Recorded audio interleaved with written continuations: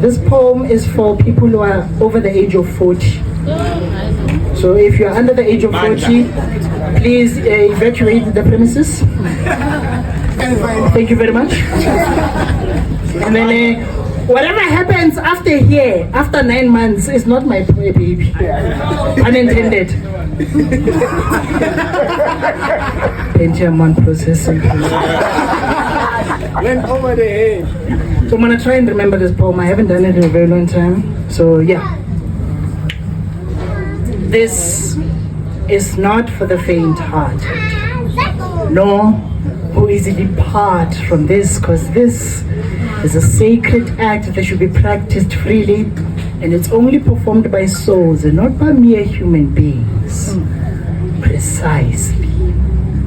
As we begin to assemble into position, aiming to instill energies into each other, seeking a union of being one by means to dwell in each other through skin eyes, gazing through the medium of seduction, arousing to make things intriguing, enchanted by our hourglass body figure as my stout stature dazes a vision. Thoughts become real. Invitations are sent out by sensual sounds, welcomed by desire and fulfillment, embracing every moment taken in.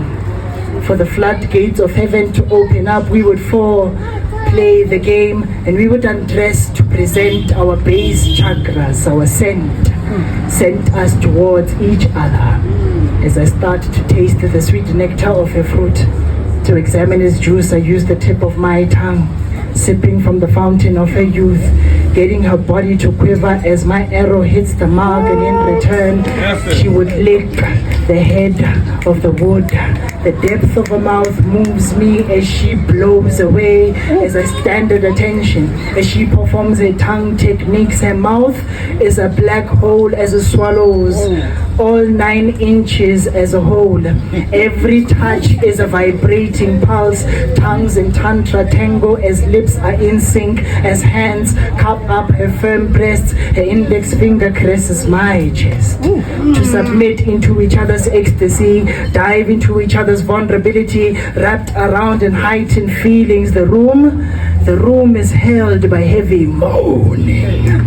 Slowly maneuvering to the lower regions of the temple, she's ready to receive what is to be planted. As I plunge into her rose, then my staff would part her leg to swim into her sea. The magic wand would disappear into her universe, stargazing inside, slipping in and out of time between her thighs, holding on to dear life as breaths are taken away, nibbling her earlobe with gentle whispers to her ear. As we blossom into a lotus position, bodies being the altar of love, hearts beating with every thrust, the sweat dripping with every verbal sound, legs sweeping the ceiling with reflexes, palms have reached the doors of heaven, bending to the will of surrendering to the mission that is Neri. She reaches the top to peak the mountaintop. Her spine is in line with the position of riding the horse, hips moving in a circular motion with a hypnotic dance, making the bed rotate at a speed that stimulates the senses. The plot thickens to reach the point of climax. No room to breathe in the depth of lungs. Lost for words, we speak in tongues as the rapture reaches an imploding and exploding moment.